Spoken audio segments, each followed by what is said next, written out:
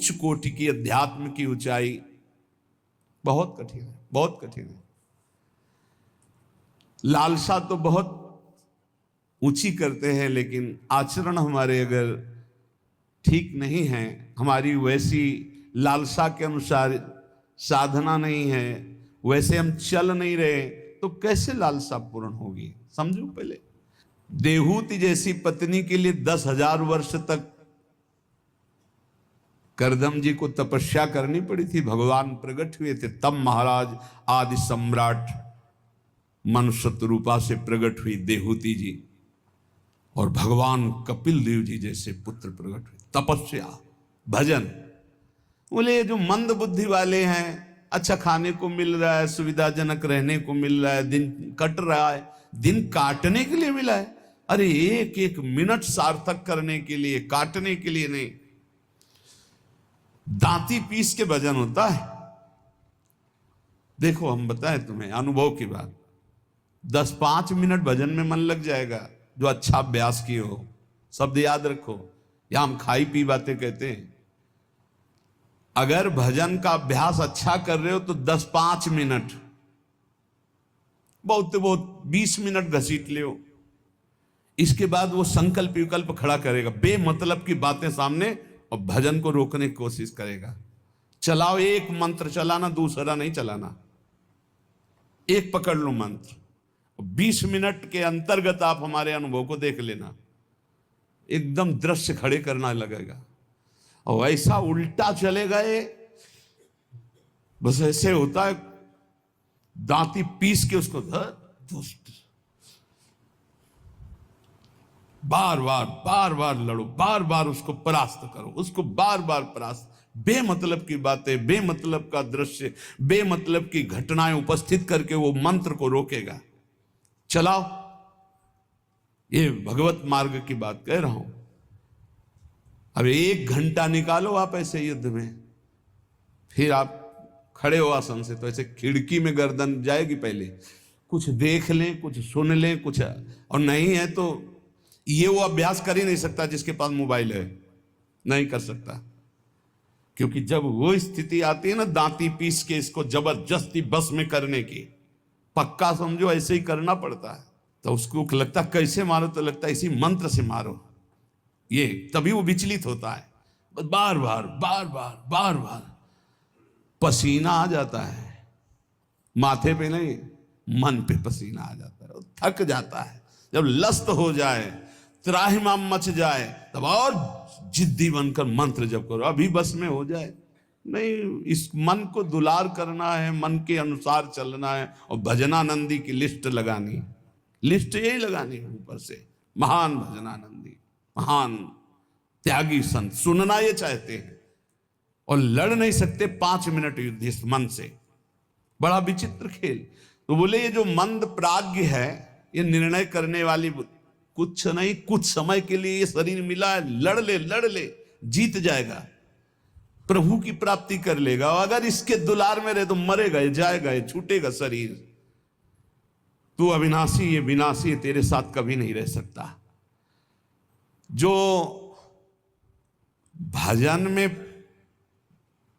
प्रधान भाव रखे हुए, वही उत्तम भाग्य वाले। श्रीपाद कह रहे, मंद प्रज्ञास्त एवात्र मंद भाग्यास्त। अगर मंद बुद्धि तो मंद भाग्य, और तीव्र बुद्धि आप भजन के लिए निकले। भजन जब हम देखा कि शून्य जैसा हो गया मन, न मंत्र पकड़े, न नाम पकड़े, न कुछ नहीं, बस जिद, वो भी जिद्दी है। अरे तूफान को रोक लेना सहज है, हिमालय को उठा लेना सहज है, लेकिन मन को रोक लेना, ऐसा हमने योग वासिष्ठ में पढ़ा है। अब वो शून्य हो गया, जब जिद की, शून्य हो गया, ना मंत्र पकड़ रहा है ना कुछ पकड़े, एकदम खड़े हो गए, पद गायन शुरू किया। आप तेरी जरूरत ही नहीं, जोर जोर से पद गायन। ऐसे थोड़ी, इस पर ऐसे थोड़ी चढ़े बैठे रह गए, हर समय 24 घंटे चढ़े बैठे। तब वो धीरे धीरे धीरे फिर हाथ उठा दिया। अब वो जब सहयोग करने लगा तब आनंद आने लगा, और जब आनंद में डूबने लगा तो परिपक्व हो गया। फिर उसको थोड़ी बहुत विघ्नकारी, अंदर ही अंदर खत्म। न मंत्र में लग रहा है, ना नाम में लग रहा है, ना एकदम शून्याकार स्थिति। अब हम चलाना चाह रहे मंत्र, वो बिगड़ेल कुछ नहीं सन, और उसके बिना होगा नहीं कुछ। जैसे हमारे बिना वो कुछ नहीं कर सकता, ऐसे बंधन और मोक्ष का कारण मन ही है। इसको बिल्कुल हमको ठीक करना है, दवा खवानी है इसको, दवा खवा के इसको स्वस्थ करना, तभी हम भगवत प्राप्त होंगे।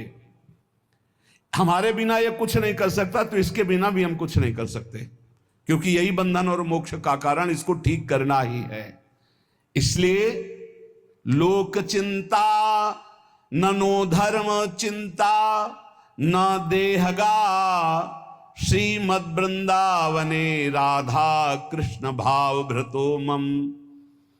श्री वृंदावन में आपको आने को मिला है, सत्संग मिला, धामवास मिल रहा है। अब मन से तुमको निकालनी लोक चिंता ना, नो धर्म चिंता ना देहगा, खाली करो, यही करना है। लोक चिंता नहीं होनी चाहिए, कल क्या होगा, आज का तो काम चल गया, अगला महीना कैसे काम चलेगा, ये अगर चिंता है तो तुम्हें भगवान का भरोसा नहीं है। ये भजन के समय ज्यादा प्रपंच रचेगा, किसका देना है, किसका लेना है, किसने कब 10 साल पहले किसने गाली दी थी, 10 साल पहले, वो सब याद करवाएगा। मन जलेगा, उसने ऐसा क्यों कहा था, उसने तो पकड़ो कि इस समय मंत्र जपने के लिए बैठे हुए, प्रपंच करने के लिए बैठे। नहीं देखो ना, यही करता है। आप जब बिल्कुल एकाग्रता पूर्वक टीवी देखते हुए, तो फिर बढ़िया है, फिर कोई परेशानी नहीं। एक कुर्सी में और आदमी बैठा लो, फिर माला ले लो, कोई परेशानी नहीं। ये हम उनकी बात कह रहे हैं जो असंगोहम असंग होकर मंत्राकार वृत्ति कर रहे हैं, उनकी तब इसकी असलियत समझ में आती कि मन हमारा इस समय दोस्त है या दुश्मन। भजन के एकदम विरुद्ध खड़ा हो जाता है। लोक चिंता, अभी क्रियाओं की भी चिंता करो, भजन हो जाएगा, अभी तो वो करना है, अभी वो करना है। वो जिस समय भजन में बैठो उस समय ये सोच लो कि अगर आसपास आग लग जाए तो भी हम नहीं उठेंगे। आसपास आग लगी हो तो भी नहीं उठेंगे। योगक्षेमम वहां में हम करने वाले भगवान मुझे उठाया के या आग को शीतल करें, उनका विषय है। और सच्ची कहते हैं यदि जब चल रहा है तो अग्नि की भी ताकत नहीं कि आपके रोम को झुलसा दे, यदि सत्य भाव में स्थित हो। प्रहलाद जी को आग में झोंक दिया गया, कबीरदास जी को आग में झोंक दिया गया, कुछ नहीं हुआ, क्योंकि आग में जो दायिका शक्ति है वो प्रभु के द्वारा दी गई है, प्रभु ने ही प्रकट की है। पूरी लंका जल गई, हनुमान जी महाराज की पूंछ के बारे में भी झुलसन नहीं हुई। क्यों? ताकर दूत अनल जय सिरजा, जरा न सोते कारण गिर जा। बोले उनके दूत हैं जिन्होंने अग्नि का सृजन किया है, अग्नि की रचना की, जिन्होंने अग्नि को प्रकट किया है, अग्नि में जो दायिका शक्ति दी है। लोक चिंता ना, अगर आपको भगवत प्राप्ति करनी है तो तुम्हें कल की चिंता नहीं करनी।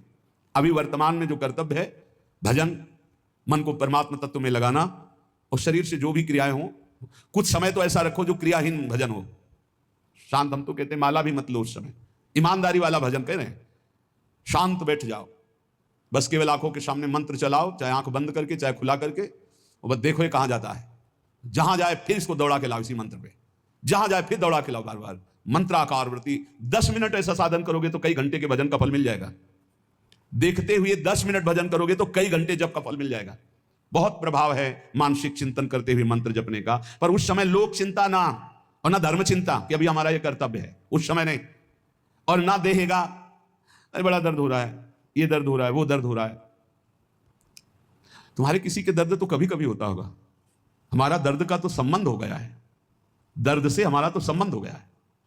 जैसे तुम्हारा स्वाभाविक कभी बुखार आदि आवे तो शरीर में पीड़ा होती ना, ऐसी हमारे तो रोज बनी रहती है। इसके ऊपर उठे तब कांखना आएगा कि बहुत दर्द हो रहा है, फिर ऐसा आएगा। जितना तुम्हें कांखने पे आता है उतना तो रोज हमें रहता है, उतने का तो अभ्यास है इस शरीर को। उसके ऊपर जब होता है तब पकड़ के चलने की बात आती है। देहगा, और आप सच्ची मानो ऐसी स्थिति में भी गुरु कृपा से, गुरु प्रसाद से, जो बैठने की, जो टहलने की, जो चिंतन की दिनचर्या, उस पर कोई फर्क नहीं। वैसे ही देह की भी चिंता नहीं करनी, धर्म की भी चिंता नहीं करनी, लोक की, जीवन की भी चिंता नहीं करनी। कूद पड़ो, इस मार्ग में कूद पड़ो, खजाना ही खजाना हाथ में आ जाएगा। श्रीपाद कहते हैं जब कोई ऐसे भजन करता है तब उसके अंदर भावना श्यामा श्याम की जागृत होती है, तब भावोत्सवेन भजताम रसकाम धेनुम। संत वाणी, महापुरुषों का प्रत्येक वचन भगवत प्राप्ति के लिए बहुत अमृतमय सहायक है। कह रहे हैं अंधी करोमि भुवनम बधरी करोमि धीरम, सचेतन मचेतनताम नयामि, कृत्यम न पश्यति नये नहितम शृणोति, धीमान धीतमति न प्रतिसंदधाति। जो व्यक्ति बात बात पे क्रोध करता रहता है वो अपने भजन को छीण कर देता है, उसका भजन फलदायी नहीं हो पाता। अंधी करोमी, वो अंधा हो जाता है और ऐसे बात बोल देता है, ऐसी क्रिया कर देता है, ऐसी चेष्टा करता है, ऐसा संकल्प बना लेता है, उसका भजन क्षीण हो जाता है।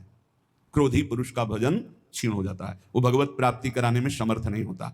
अंधी करोमी भुवनम बधरी करोमी, गुरुजन उसे बोले समझावें तो उसको गुस्सा आ जाएगा, वो बहरा हो जाता है, उनकी बात नहीं सुन, वो अंधा हो जाता है, वो चेतन होते हुए जड़ हो जाता है। बस वो मैं ऐसा कर सकता हूं, मैं ऐसा कर दूंगा, वो अपने परम कर्तव्य को भूलकर अहित की बात बोलना लगता है, गाली गलौज करना। इसलिए बुद्धिमान पुरुष को चाहिए, जो भगवत प्राप्ति करना चाहता है, इस क्रोध रूपी शैतान से बचे। ये आ गया तो ना गुरुजनों की बात सुनेगा, ना देखेगा, ना समझेगा, जड़ जैसा हो जाएगा और बहुत गंदी गंदी बातें बोलने लगे, गाली गलौज, अपराध प्रवृत्ति, हिंसा आदि। जो उपासक भगवत प्राप्ति करना चाहता है, इस क्रोध से बचे। क्रोध बहुत ही हानिकारक है। ये बहुत अच्छा रहेगा, बहुत पक्के हो जाओगे।